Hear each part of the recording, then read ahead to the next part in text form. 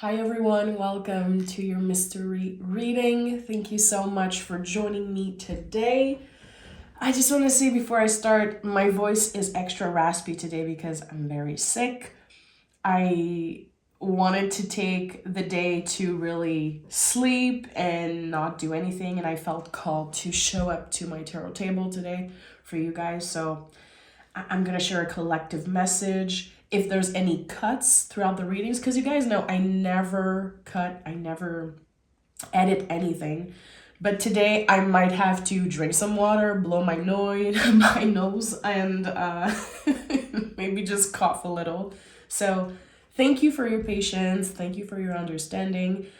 I'm probably going to be back tomorrow with the zodiac sign. Next in line is Scorpio, Libra, and Aries. So if I'm feeling better tomorrow, for sure, I'll be recording more messages for the zodiac signs. Okay, let's dive right in. I felt called to show up today, as I just mentioned, and there was a lot of animals in my dreams last night. Like, I think there was an eagle, there was a dog at one point. I feel like, as I was like just hanging out this morning and drinking my tea and taking my medicine, I had flashes coming through of last night's dreams. And dreaming of animals represents your hidden desires, and it's connected to our profound vital force. So I don't know why I felt called to share that with you today, because again, it's connected to my dream. It's very personal, but it felt important. Like, maybe you will have a dream and see a pet that passed away, a fur baby, a bird, any type of animal. There's something, it could be a lion, a tiger, a cougar. I don't know exactly what it is, but it felt like I needed to share this message with you. There's, again, hidden desires connected to those images. So we have Six of Wands, Page of Pentacles, and Five of Pentacles as general energy. It's like that's intense. We have the horse here. So yeah, to me, this is a big confirmation of this message around animals. I think that, humans, we connect a lot with animals in general, and it's obvious because it really connects to our instinct, like our animal instincts. And I think that there's something that has been either suppressed or forgotten that maybe is going to come through your dreams. I know I'm not alone right now having like crazy dreams. Everyone I talk to, everyone I read cards for, everyone is telling me how intense their dreams are. It's either that they're seeing old friends, old memories, or again, a lot of animals. And it was weird that I also experienced that. What are your kind of hidden desires? And it could be that your brain, your unconscious, is trying to shine a light on something that your heart wants, but you don't remember, or you are invited to tap into that energy. It's a past energy. It feels like it's something that exists within you, but it's kind of hiding. It's weird. There's so many symbols that I'm getting here. So I'm gonna start reading cards, yes, but I want to honor this feeling. Page of Pentacles. What is a core memory from your childhood that is only connected to joy and sweetness and something that you feel proud of? Or can you go back to a memory of you feeling proud of yourself for the first time, or someone kind of celebrating you, celebrating your efforts, celebrating you growing up, you energetically graduating. There's something here. It's an energy that you're invited to tap into. And it's connected to your past. It's joy that is accessible to you always. So, especially with the Five of Pentacles, that's kind of a confirmation that, a lot of us obviously are going through a hard time, either personally or just because of the state of the world, how loud everything is, how scary everything is right now. The way I'm perceiving this energy, and again, it's very symbolic, but it's like this energy of joy that is always accessible to you. It's showing up as the Page of Pentacles, but it's trapped in a maze. I know it sounds weird, but again, I want to honor what's coming up. And my intuition is always very weird when I'm sick, but for some reason, I really love it. There's something like you emerging victorious. The Six of Wands is victory. You emerging victorious from the maze you've been trapped in. Or again, this feeling of joy, this memory that is always accessible to you.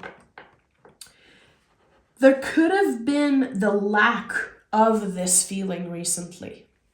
Less energy, feeling less hopeful, feeling like,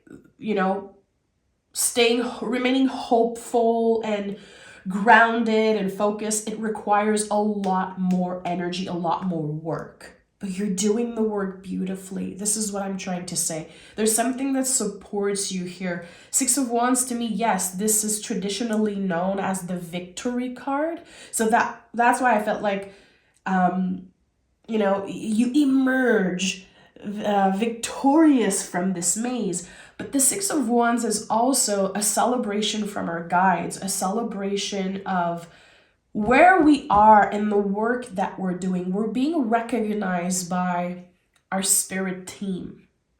For some of you, it could be recognized by your inner children. Like, I'm so proud of you. I'm proud of who you're becoming. And again, for others, it really is connected to a memory of someone celebrating you as a kid, as a teenager, as a young adult.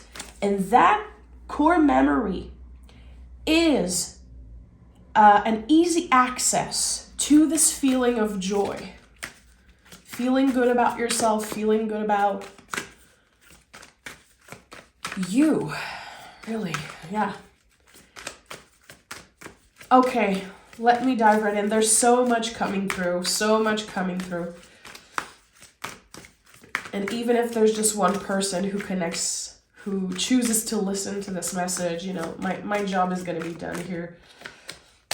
We have the Devil card. Interesting. So the Devil card, is Saturn. It's kind of the big daddy of the tarot in a way. So there could definitely be certain memories that are connected to a father figure or to anyone that was in a position of authority when you were growing up. The Devil card is helping us live our life to the fullest. Because when you look at the word devil and you spell it backwards, it's lived.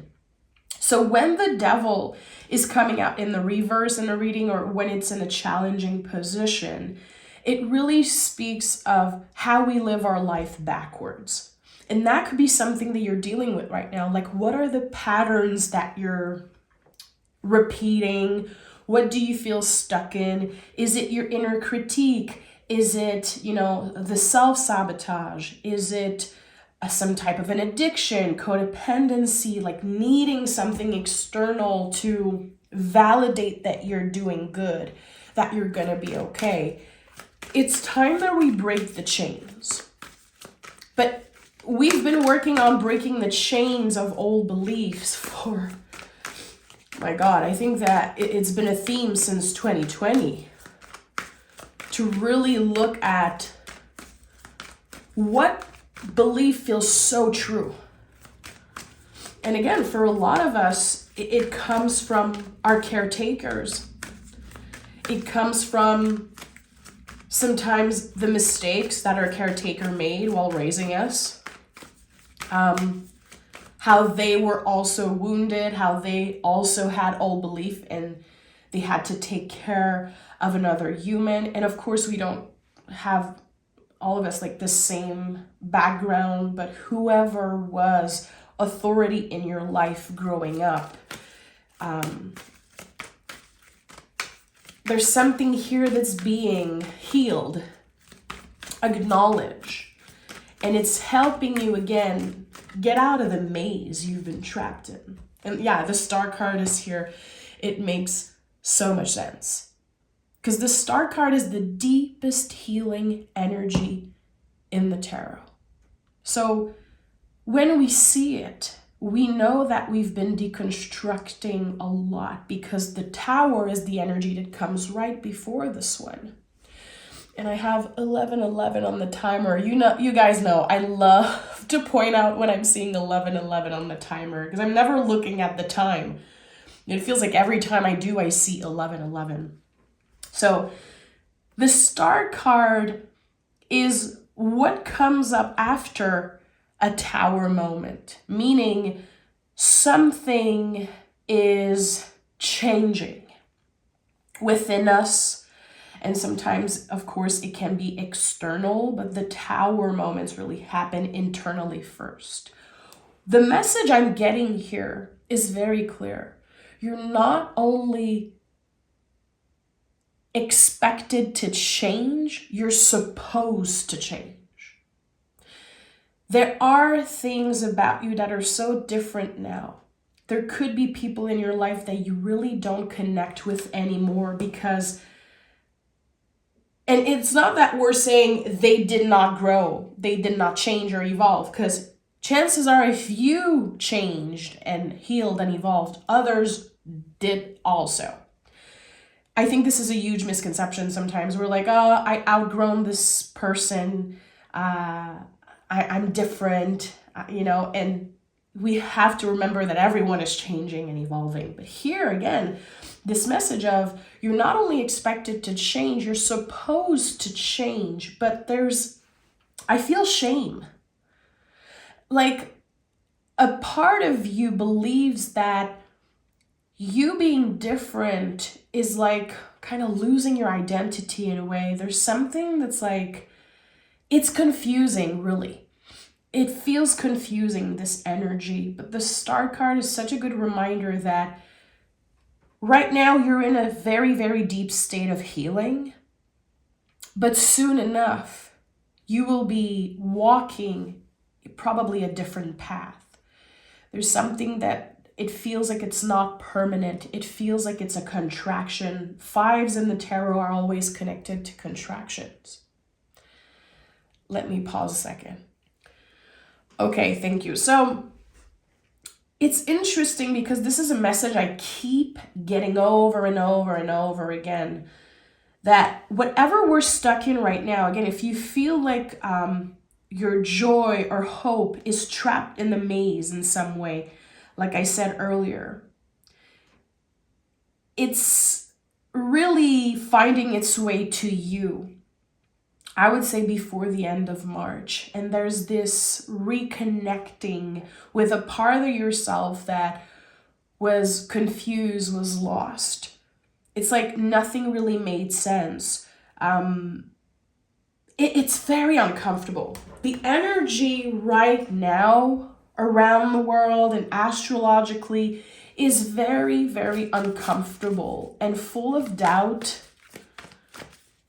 But I think, and I noticed that there's such a willingness to change and to understand and to heal. Like, people are so interested in having conversation about healing, having conversation that helps them, again, tap into that joy, even if it's just for a moment. It matters, it's important. And I think that your willingness to change and evolve, even if it's hard, and especially your curiosity, is so important right now. please celebrate that curiosity as much as you can. The Page of Pentacles is so curious. The Page of Pentacles asks questions. He understands that reality is malleable. He can understand and really open himself to multiple realities and multiple truths. So again, with the Devil card, it's like there are beliefs that feel so true and they're not. And sometimes something is 100% true for another person and it's just not for you. Again, there's something about reality that's kind of malleable right now. Very pentacle times, I feel. Because the pentacles to me are like Play-Doh. You can transform them like you want. You can create whatever you want out of them. And the Seven of Pentacles is here. So Seven of Pentacles, of course, is always a card that speaks of patience in a way. You know, the day you plant the seed is not the day you eat the fruit. And it's not because you're getting curious about something that you're going to understand what's happening. And I feel like right now we're not invited to necessarily look for the answers. We're invited to ask the right questions.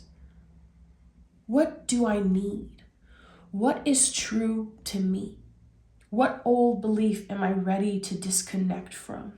It's not about finding the answer. And the time will come when the answers will find you in some way. But it really is about the questions that you're asking. And to give yourself the time to get curious around those questions and investigate, really. That's the beautiful thing about being a human. Again, we constantly change. We are constantly reinventing ourselves. We are who we are at our core. Just like the moon. The moon is like the best way to talk about emotions and intuition and humans in general, because when you look in the sky, the moon sometimes it looks very thin. It's like this little croissant, it's this little thin line. And you're not going to say, oh, look at the moon tonight. It's less powerful than it was, 2 weeks ago. No, it's our perception. It's what we see. But the moon is still the same. And I think that humans were just like that. Also, our intuition. Sometimes we're changing and we feel like our intuition is different. We compare a lot to the past. We compare a lot to other people, especially in the spiritual community. Like, we're going to listen to someone talking and be like, wow, okay, that person is so intuitive. I wish I had those gifts. I wish I was that way. And we compare instead of reminding ourselves that we also have this gift. We were born with the gift of intuition. Intuition, imagination, curiosity, it's all connected. So it's not because you're seeing something and it looks like a fragment of what it is. It looks a certain way. It feels a certain way that it's not complete. It's not in its full force or power. It's just the perspective. So there's something here about that. I don't know why I feel so connected to the moon in this moment. High Priestess could be a card that's showing up for a lot of people right now. Also, Two of Swords, the fabulous Two of Swords card. There's always a little crescent moon on it. It's a lot about our perception because we compare to what once was instead of tapping into the star energy, the hope energy, and say, well, what could be? To get curious again around those questions. To not expect an answer from the universe, from our guides, from our higher selves, from other people. The less we expect, the more we receive. And right now, obviously, a lot of us are expecting something, like we're craving some type of validation because, again, we're a little confused. A lot of us are feeling stuck energetically. And this maze, it makes more and more sense. And now the Hierophant is here. Notice that there's already 3 major cards, and we're just at the beginning of this reading. So those are major times. It's not because nothing significant or huge is happening for you right now that those are not important times. Remember that. The Hierophant showing up, as I was talking about intuition and the moon, makes so much sense. This is you. The Hierophant is not someone outside of yourself. It's you. You are the channeler. You are receptive. You don't need another person to help you connect with the universe, with God, with spirit. You have access to those energy always and forever. But the intuition sometimes is not as clear. It's like this, it's like a radio station. Intuition is just like a radio station. Sometimes you're just going to receive static. There's going to be nothing. And then the next day it's going to be very clear. But since it's not consistent, our ego, our nervous system, our mind is going to say, you're not intuitive. Since it's not consistent, it feels like it's not as powerful, but that's another illusion. It's always accessible to you. And sometimes we just need to reframe our practice to not expect clear answers all the time, but to maybe change the question. So what are you asking? What are you asking the cards? What are you looking for when you're clicking on the tarot reading? What are you expecting? Because a lot of people, we have to get really honest with ourselves.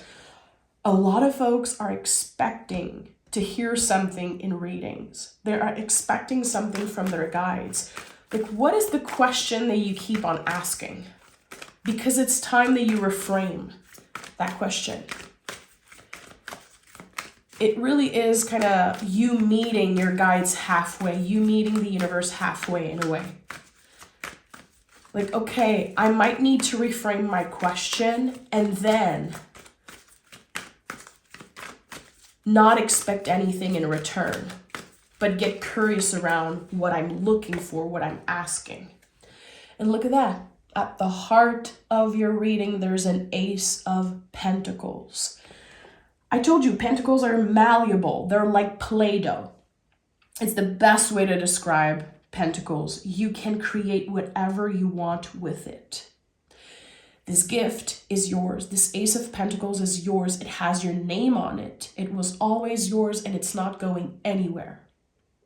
So how are you gonna play with that Ace of Pentacles? How do you want to reframe it? How do you want to transform it to match who you're becoming, to match, again, those questions, the questions that are coming up for you, what you want to eventually receive clarity on?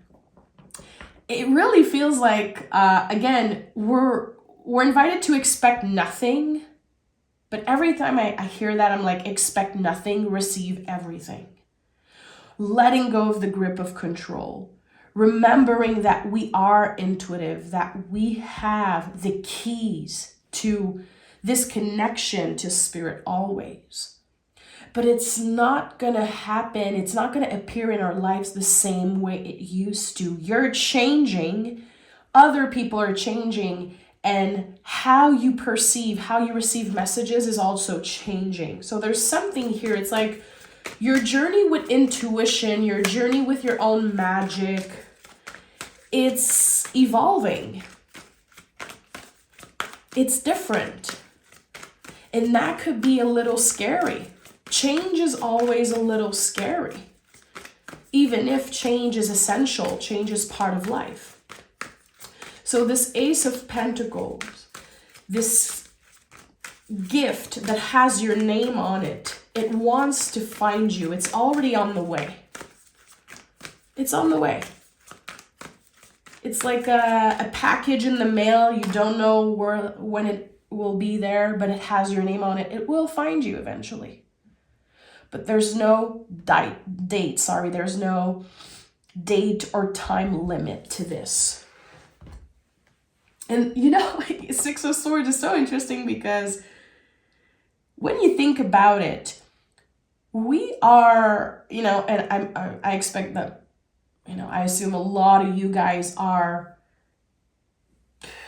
very intuitive. Everyone is intuitive, but I feel like people who are listening to readings on YouTube, and especially people who listen to my channel, since I'm not here to boost your ego with a message about your ex, you're here because you're curious, you're intuitive, you're magical, you have probably a spiritual practice, maybe a magical practice. When you think about it, the magical practice and the spiritual practice is so,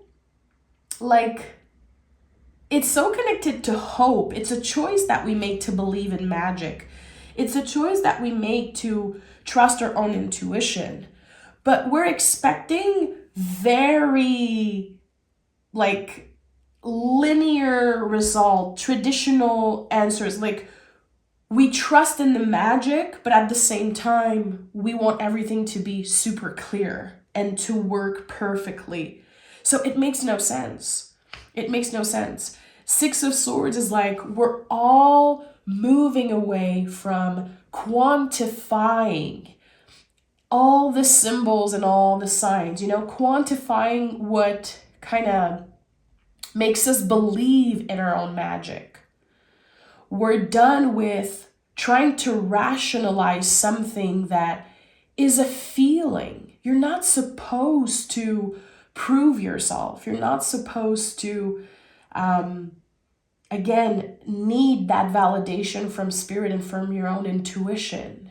It needs to move like the waves of the ocean. We need to get in tune with the rhythms and the cycles that are constantly changing. Not rationalize, not quantify. It's not about that. And right now with the North Node in Pisces, and shout out to all my fellow North Node in Pisces, that's my placement. So, I've been very curious about this.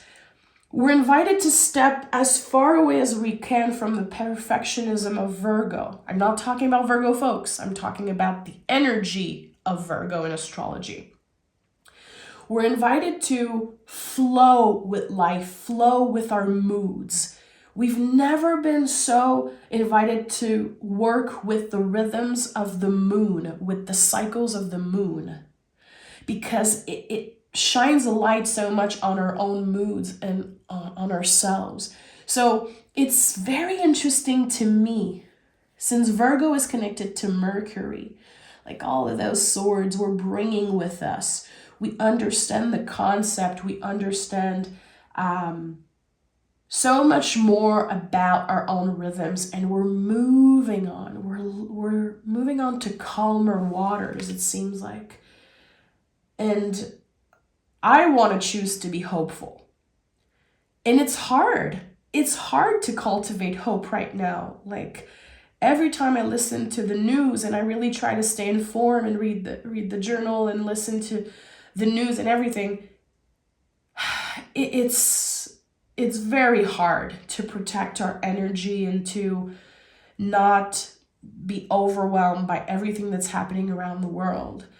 To choose hope is a radical act right now. To choose hope is an act of self-love. It's so important right now that we trust that we're moving on to calmer waters. And maybe those waters it's your internal states, It's not necessarily that life is going to be calmer and more chill, but I think it's the choice that we're making to really find some type of inner stillness. So whatever happens around us, we are ready, we are grounded, we are secure. We are constantly getting curious and asking those important questions and reframing. And I think that by finding this inner stillness, and again, it's a practice, it's not easy. I'm not better than anyone at finding inner peace, inner stillness. It's like, trust me, if I skip one day of meditation, I feel it. I feel it. Or even my yoga practice, it's really catching up on me. It's a practice. We have to show up, reconnect with our bodies. Remember again that we are channelers, we are intuitive, and to find a little bit of inner peace so we can be of service to the people that needs us, to the people that might need us in the future. That's why the Six of Swords is so important right now. It's such a huge part of our healing journey to choose to move to calmer waters. And of course, the moon is going to show up. Of course. The moon is our teacher right now. In the times that we live in, the moon is the ultimate teacher. Again, even when the moon looks like this in the sky, even when it isn't full, it doesn't mean that she is lesser than. It's the same for us. Right now, maybe you feel like you're at 30% energy.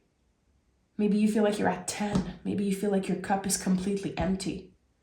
Or, I've talked to people who are like, I'm doing amazing right now. I don't understand why people are sounding so confused. Good for you. We need that good energy. Keep on sharing that magic. Keep on sharing that light. But I think that it's, again, such a good reminder that we're not only expected to change, we're supposed to. It's part of our life's mission to embrace change, to embrace the cycles, the inner seasons. So the moon shines a light on what is scary for you, what is overwhelming, what is painful. The moon is not an easy energy. I know a lot of people romanticize the moon card. It's a very challenging energy. It's connected to something that existed millions of years ago. It's an ancient energy. It connects everyone around the planet. It is so heavy and so intense and so profound, but it really is a mirror.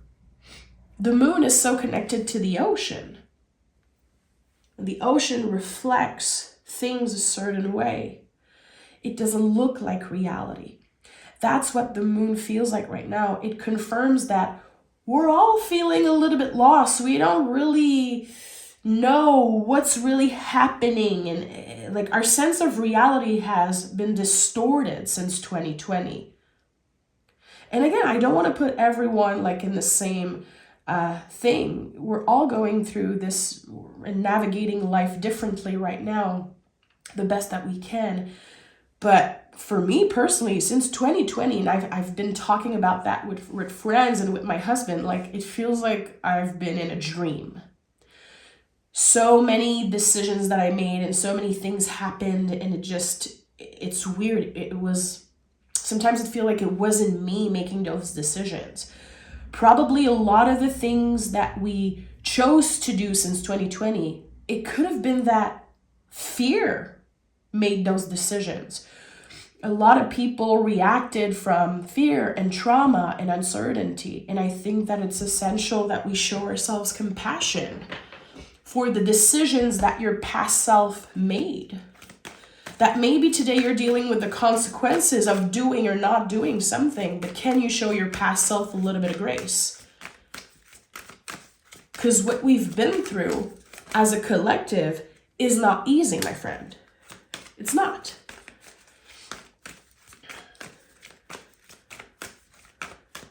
So we have the Six of Cups. The Six of Cups is another card of healing. And it really is about reconnecting with parts of ourselves and sometimes reconnecting with the past. Again, I think there's a lot of self-forgiveness here happening.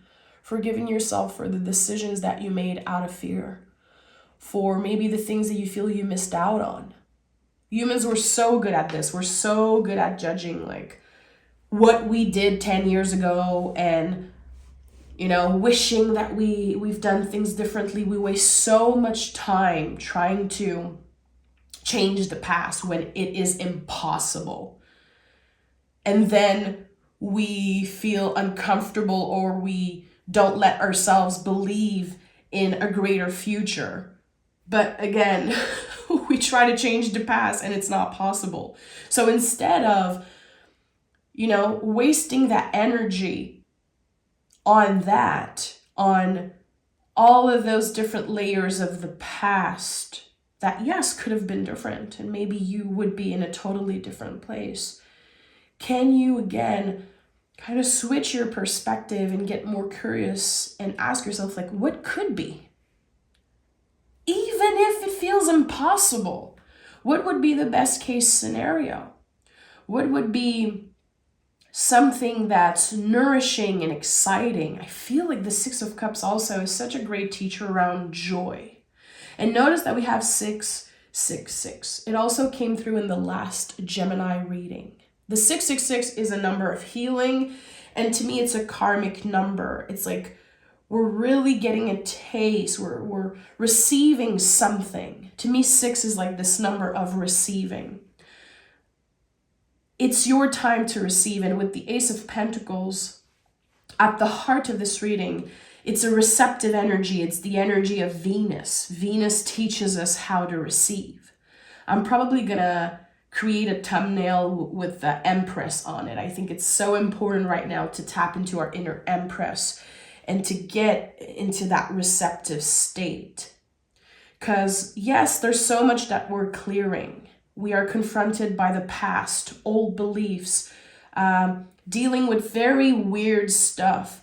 But I think that we've been blocking ourselves from receiving a lot. Maybe because we believe that we're going to be worthy of receiving when we get to X, Y, and Z, like a specific place. And I think that's a lie. You are worthy of receiving right now, in this moment, whoever you are, whatever your story is. I don't care what you've done. And if your response is like, some people don't deserve to receive, that is not coming from your heart. That is not coming from a compassionate place. That is a response from fear, from ego. Ego is great. The ego is fabulous. We need it sometimes, but it shouldn't be in the driver's seat of your life. So when I say something like, everyone deserves to be in that receiving state, and if your first response is, no, I know some people who don't deserve this, it's so easy to point finger and to, put the energy outwards and judge and blame and compare. Why do you think so many people are hating on, and I don't want to mention names, but there are very obvious people right now in a position of power that everyone is hating and blaming, and it's so easy. I'm not saying they don't deserve that. I'm saying that people are looking for someone to hate because they're not ready to look in the mirror and do the work. It's time that we go within. We have to stop wasting our energies for people in positions of power who are only waiting for us to fight each other, to hate each other. Don't let them win. Don't let them win. Choose hope. Choose again to tap into that joy. It's not a waste of time. It's not a waste of time to take care of yourself, to focus the energy inwards right now. It's everything but a waste of time. And we have the Tower here. It makes total sense. There are going to be a lot of structures that break. There are going to be a lot of systems that, I feel like this is like the fall of an empire in some way. Again, it's very easy to point fingers. But if we keep doing that, there's going to be an implosion. The Tower is always internal first. It's an implosion. It's like too much energy, too much anger, too much jealousy, too much of all the intense feelings, and eventually we crumble. We completely lose ourselves. So this healing journey is very cyclical. Very cyclical. You know, we have the devil card and then the star card. We have the Hierophant and then the moon and then the tower. There's like this constant cycle. When you catch yourself, again, hating, pointing fingers, judging, critiquing, it's not that you're failing at your healing journey. It's an invitation to acknowledge what you're doing. It's an invitation to do better next time. Again, to get curious around those feelings and about those behavior. It really is why I'm saying we need to find new questions. We need to reframe those questions. Why am I feeling that way? Why am I so angry? Why am I, constantly directing the energy outside of me? What is it going to take for us to, again, kind of come back into presence and focus on how we want to transform this gift that has our name on it? This Ace of Pentacles belongs to everyone, to anyone who is willing to invest time and energy in it, to become the truest version of yourself. It's not a waste of time. To connect with your guides, with your higher self, with God, with the universe, it's not a waste of time. To connect with nature, with your neighbors, to be there for the people that you care about, it's not a waste of time. We have to start somewhere. And I really feel like this is about, again, some type of feeling that is always accessible to us, that's been lost in a maze. And now there's a victory here, a very personal victory, coming out of a darker time, coming out of the moon times, again, a very confusing time. But the moon is still always accessible to us, the teachings of the moon. So I'm sending love. Thank you for listening. Again, I'm sorry if my voice was very raspy, if I had to cut a few times, but this reading felt good to me. And if there's only, again, one person that connects with it, I think that my job is done. I really appreciate your support. I appreciate you being here always. And I'll talk to you guys very, very soon.